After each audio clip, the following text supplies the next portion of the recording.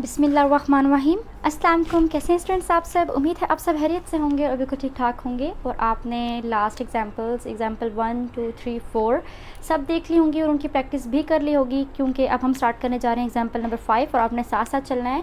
Lecture number 7 हमारा आज का स्टार्ट होगा और एग्जाम्पल 5 में भी हम लोगों ने domain and range he find करनी है फंक्शन की।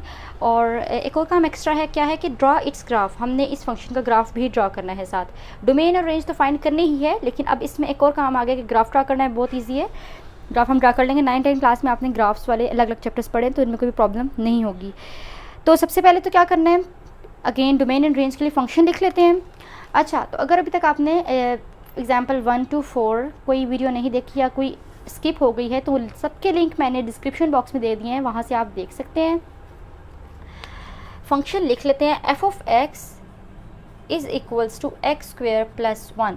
अच्छा, डोमेन एंड रेंज के बारे में मैं बार बार हर लेक्चर में आपको बता रही हूँ कि इनकी कुछ वैल्यूज़ पुट करते हैं इनमें और फिर आइडेंटिफाई करते हैं कि इसकी डोमेन क्या हो सकती है, रेंज क्या हो सकती है। डोमेन जो होता है वो इनपुट वैल्यू होती है, रेंज आउटपुट वैल्यू होती है। और डोमेन एक्स की वैल्यू को बोलते हैं, रेंज वाई की वैल्यू को बोलते हैं। डोमेन एक्स की वैल्यू होती है तो इंडिपेंडेंट वेरिएबल होता है, इंडिपेंडेंट वैल्यू होती है। और रेंज जो है वो डिपेंडेंट वैल्यू होती है, क्योंकि वाई जो है वो डिपेंड करता है एक्स की वैल्यू पर। अच्छा, अब ये फंक्शन आप देखें, बहुत ही आसान फंक्शन है। आप खुद अपने दिमाग पे अगर जोर दें और देखें, इस चीज़ को समझने की कोशिश करें कि इसके अंदर हम कोई भी वैल्यू पुट करें हमारे लिए कोई मसला नहीं बनेगा। चाहे पॉजिटिव वैल्यू पुट करें, चाहे नेगेटिव वैल्यू पुट करें, चाहे ज़ीरो पुट करें, फ्रैक्शन पुट करें, कोई ना कोई आंसर हमारे पास आएगा। तो वो कोई ना कोई आंसर जो होगा वो रियल नंबर ही होगा। वो कोई ना कोई आंसर रियल नंबर ही होगा। रियल नंबर्स में से अगर हम कोई पुट करेंगे तो ये फंक्शन सब वैल्यूज़ के लिए डिफाइंड है। ठीक है, ये फंक्शन एफ ऑफ एक्स जो है वो हर रियल नंबर के लिए डिफाइंड है। सो हम लोग यहाँ पे जो सबसे पहले ये बात लिखते हैं ना कि डिफाइंड फंक्शन किस चीज़ के लिए डिफाइंड है या नहीं। जितनी भी हमने पीछे एग्जांपल्स की आप देख लें, उनको आपको समझ आ जाएगी कि मैंने हर एग्जांपल में सबसे पहले मैं ये आपको लिखाती हूँ लाइन कि फंक्शन किन किन वैल्यूज़ के लिए डिफाइंड है या नहीं है। तो ये फंक्शन रियल नंबर्स की हर वैल्यू के लिए डिफाइंड है। सो हम यहाँ पे लिखेंगे कि f of x is equals to x square plus 1 is defined for every real number, is defined for every real number f of x is equals to x square plus 1 is defined for every real number। Her real number के लिए ये function defined है। तो फिर अब अगली बात क्या बनती है, y में इसकी वैल्यूज रिटर्न में कैसे आएंगी। डोमेन तो हमारे पास फिर सिंपली बन गई कि डोमेन में आ जाएगा हमारे पास कि set of all real numbers, मतलब रियल नंबर्स में से जो भी रियल नंबर हम इसमें पुट करते हैं कोई ना कोई नंबर वापस आएगा। तो डोमेन में मैंने लिख दिया कि सिर्फ all real numbers, set of all real numbers, जितने भी रियल नंबर्स हैं उनमें से कोई भी रियल नंबर पुट कर दे, हमारे पास फंक्शन की कोई ना कोई वैल्यू तो आएगी ही। जैसे कि अब function f of x is equals to x square plus 1 है। इसमें लेट्स सपोज मैंने -7 पुट कर दिया, तो -7 का स्क्वेयर प्लस 1, तो 7 का स्क्वेयर 49 होता है, -7 का स्क्वेयर का भी 49 ही होगा और 49 प्लस 1 आ गया 50। तो देखिए कोई नंबर ही आया है ना मेरे पास। अब अगर मैं कोई ज़ीरो पुट करके देख लेते हैं, ज़ीरो पुट किया तो ज़ीरो का स्क्वेयर 0 ही प्लस 1 और देखें 1 वापस आया, कोई नंबर ही आया है, रियल नंबर ही आया है। अब मैं कोई पॉजिटिव नंबर पुट कर दूँ, 5 पुट कर दूँ, तो 5 का स्क्वेयर प्लस 1 हो जाएगा 25 प्लस 1 और ये आ गया 26। तो ये देखिए ये भी कोई नंबर ही आया है। और एक चीज़ नोटिस करें, हमारे पास पॉजिटिव नंबर्स ही आ रहे हैं। हम नेगेटिव भी पुट करें तब भी पॉजिटिव नंबर ही वापस आ रहा है। और इसका मतलब है कि रेंज में set of positive real numbers की रेंज बनती है। तो यहाँ पे लिख लेते हैं, रेंज में क्या आएगा, रेंज में आएगा जी set of all non negative real numbers, मतलब पॉजिटिव नंबर्स ही हमारे पास रिटर्न में आ रहे हैं ना। जब हम रियल नंबर की कोई भी वैल्यू इस फंक्शन के अंदर पुट कर रहे हैं तो नेगेटिव वैल्यू तो कोई भी नहीं आ रही। तो मैं लिखने लगी हूँ कि सिर्फ all non negative real numbers, आप पॉजिटिव रियल नंबर भी लिख सकते हैं, नॉन नेगेटिव लिखने की बात है। Set of all non negative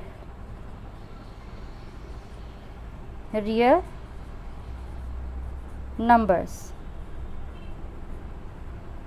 set of all non-negative real numbers except अब सब नॉन नेगेटिव रियल नंबर सारे आ रहे हैं एक्सेप्ट एक ज़ीरो नहीं हमारे पास रिटर्न में वापस आ रहे हैं। देखें अगर हम ज़ीरो पुट करते हैं फंक्शन एफ ऑफ एक्स में तो ज़ीरो का स्क्वायर 0 + 1, तो देखिए ज़ीरो पुट करने पर भी ज़ीरो नहीं आया, 1 हमारे पास आया है, ज़ीरो नहीं आया। सो एक तो ज़ीरो हमारे पास आंसर में नहीं आएगा, दूसरा हमारे पास आंसर में अच्छा 0 और 1 के दरम्यान में कोई पॉइंट नंबर में नहीं आ रहा, 0 आंसर में नहीं आएगा, तो इसकी रेंज क्या बनती है 0 से लेके 1 तक के नंबर्स में से 1 तो आ रहा है लेकिन 0 और 1 के दरम्यान में जो नंबर्स हैं वो नहीं आ रहे इंक्लूडिंग 0। सो एक्सेप्ट में यहाँ पे लिख दूँगी सिर्फ ऑल पॉजिटिव, सिर्फ all non negative real numbers आगे लिख लेते हैं, यहाँ नहीं लिखते, सिर्फ ऑल नॉन नेगेटिव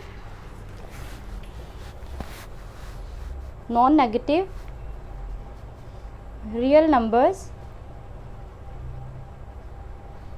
एक्सेप्ट, अब 0 नहीं आ रहा आंसर में, तो 0 नहीं आ रहा तो मैंने लिखा यहाँ पे 0 less than equals to y less than 1।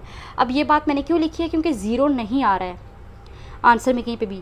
अच्छा 0 नहीं आ रहा तो 0 से 1 तक के जितने भी नंबर्स होंगे, मतलब पॉइंट्स में 0.001 या 0.02 या 0.1 इस तरह के नंबर्स, और जितने भी 0 से 1 के दरमियान नंबर है वो नहीं आएंगे, लेकिन 1 आएगा।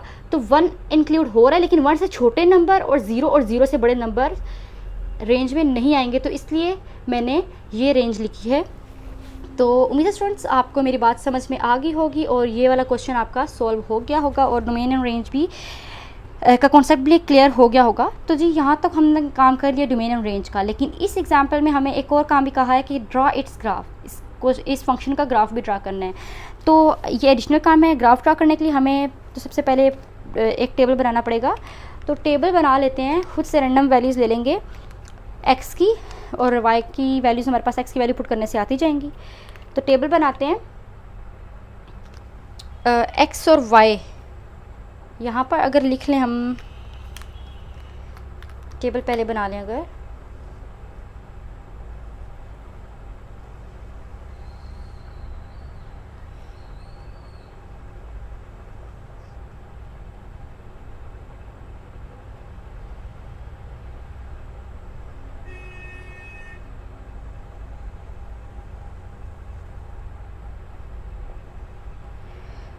अच्छा जी यहाँ पे वैल्यूज़ पुट करते जाएंगे। इस जगह पर मैं लिख लेती हूँ, ऊपर वाला जो मेरे पास बॉक्स है इसमें लिख लेती हूँ एक्स की वैल्यूज़ और इसमें लिख देंगे वाई की values, y is equals to f of x. मतलब एक्स की वैल्यू पुट करेंगे फंक्शन में तो जो वैल्यू आएगी वो हम यहाँ लिखते जाएंगे और एक्स की वैल्यूज़ यहाँ लिखेंगे। अब एक्स की वैल्यूज़ मैं लेने लगी हूँ -3 से लेके 3 तक की, ठीक है। सो -3 -2 -1 0 1 2। अच्छा एक और बॉक्स में बना लेती हूँ क्योंकि मैंने 3 तक वैल्यूज़ लेनी है एक्स की। सो इसको थोड़ा सा ऐसे कर लेते, एक्सटेंड कर लिया और यहाँ पे मैंने 3 लिख दिया, ये 3 आ गया। अब ये टेबल बनाया, टेबल क्यों बनाया, क्योंकि मैंने ग्राफ बनाना है।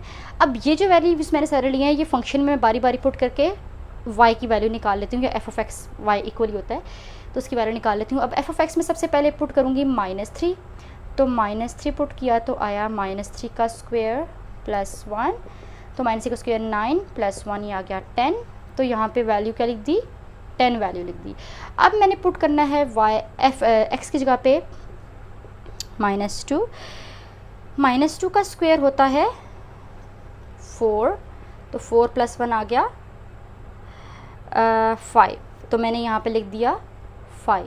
अब x की जगह पे पुट करना है -1, तो -1 का स्क्वायर +1 ये आ गया 1 + 1 और ये देखें आ गया 2। तो देखें अच्छा 2 आ गया, तो ये लिख दिया मैंने यहाँ पे 2। अब 0 पुट करूँगी फंक्शन के अंदर, जब 0 पुट करेंगे तो 0 का स्क्वायर 0 + 1 = 1, तो 0 नहीं आया, तो मैंने यहाँ पे ठीक बात की थी ना कि 0 नहीं आता, 1 आ गया, ठीक है। अब पुट करेंगे फंक्शन के अंदर 1, तो फिर क्या आएगा, फंक्शन के अंदर 1 पुट किया तो 1 का स्क्वायर 1 + 1 और ये 2 ही आया, और सिमिलरली यहाँ पे 5 और इधर पुट करने के बाद 10 आ जाएगा। और ये किस तरह से आया, उम्मीद है स्टूडेंट्स आपको समझ में आ गया होगा। मैंने फंक्शन में पुट किया 2, इस फंक्शन में 2 पुट किया तो 5 आया, और इसी फंक्शन में जब मैंने 3 पुट किया तो 10 आया। इस तरह से टेबल बन गया। अब इस टेबल की वैल्यूज़ को यूज़ करके मैंने ग्राफ बनाना है, तो पहले मैं ग्राफ ड्रॉ कर लेती हूँ। जी तो स्टूडेंट्स ये मैंने अब ग्राफ भी बना लिया है। अब इसमें हम प्लॉटिंग करेंगे, टेबल हम ऑलरेडी बना चुके थे। सबसे पहले पॉइंट है -3 10, ठीक है। अच्छा यहाँ पे 10 मेरे पास पॉइंट नहीं है, लेकिन हम अपने अंदाजे से, क्योंकि यहाँ पे स्पेस कम थी तो हम अपने अंदाजे से थोड़ा सा ऊपर ले जाएंगे लाइन को। तो -3 10 मीन्स x की वैल्यू -3 और यहाँ से y की वैल्यू 10 पे हम लोगों ने पॉइंट लगाना है। लेट्स सपोज यहाँ कहीं पे 10 की वैल्यू है, लेट्स सपोज, वैसे यहाँ पे नहीं है क्योंकि यहाँ पे 8 है, लेकिन चूँकि मेरे पास जगह कम है इसलिए मैंने सपोज कर लिया कि यहाँ पे मेरे पास 10 वैल्यू कहीं पे एग्जिस्ट कर रही है और ये 3। सो मैं यहाँ से इनको डॉट लगा के इधर से ऐसे करके मैं डॉट लगा के ज्वाइन कर लूँगी और ये डॉट्स बाद में रब कर देंगे ये। अच्छा जी, इधर ले आते हैं -3 पे।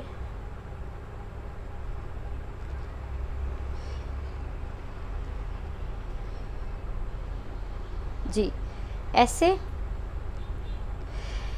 ठीक है। -3 से लेके 10 तक हमारे पास पॉइंट था, मैंने यहाँ पे उसको प्लॉट कर दिया, ये वाला पॉइंट है, ठीक है। अब -2 से 5 तक है, तो x की वैल्यू -2 और y की वैल्यू 5, x की वैल्यू -2 और y की वैल्यू 5, ऐसे ये इस जगह पे मैंने पॉइंट लगा दिया और इसको मैंने फिर यहाँ पे पॉइंट लिख दिया -2 से 5 तक वैल्यू मेरी, ठीक हो गया।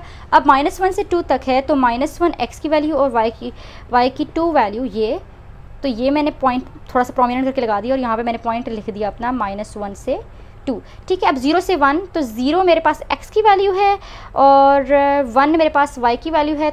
सो इधर हम लोग जो है, मैं इधर ये ऐसे करके मैंने यहाँ पे प्रोमिनेंट करके पॉइंट लगा दिया। अब x की वैल्यू 1 और y की वैल्यू 2, ये यहाँ पे पॉइंट लगा लिया, और x की वैल्यू 2, y की वैल्यू 5, ये इधर पॉइंट लगा लिया। x की वैल्यू 3 और y की वैल्यू 10। सो सपोज कर लेते हैं कि यहाँ कहीं पे 10 हमारे पास एग्जिस्ट करता है। वैसे मैं 10 ऊपर प्लॉट कर लेती, ग्राफ बड़ा कर लेती, लेकिन टेबल आ गया था, तो सपोज कि यहाँ पे 10 है, तो ये मैंने पॉइंट यहाँ लगा लिया। अब जितने भी पॉइंट्स मेरे पास थे, इन पॉइंट्स को मैं ज्वाइन कर लूँगी तो मेरे पास ग्राफ बन जाएगा, ठीक है। अभी ये जितने भी पॉइंट्स इन्हें ज्वाइन कर लेते हैं। अगर ये ग्राफ पेपर पे आप अगर ग्राफ बनाएं तो आपके पास इस किस्म की शेप बनेगी ग्राफ के अंदर, लेकिन चूँकि मेरा रफली ग्राफ बनाया हुआ थोड़ा सा आगे पीछे हो सकता है, लेकिन ये जो फंक्शन था इस पर एग्जैक्ट इस तरह की शेप बनती होती है, ठीक है। सो सारे पॉइंट्स अगर हम ज्वाइन कर लें,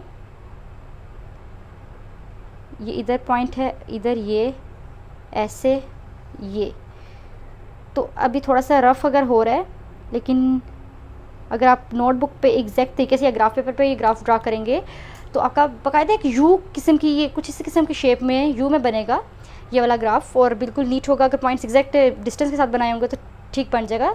सो ये हमारे पास इसका ग्राफ बन गया है। एग्जाम्पल का क्वेश्चन में कहा गया था एग्जाम्पल में कि डोमेन भी फाइंड करनी है फंक्शन की, रेंज भी फाइंड करनी है। डोमेन रेंज हमने फाइंड कर ली, साथ कहा था इसका ग्राफ ड्रा करें, तो हमने टेबल बना के इसका ग्राफ भी ड्रा कर लिया है और ये इस तरह का इसका ग्राफ है।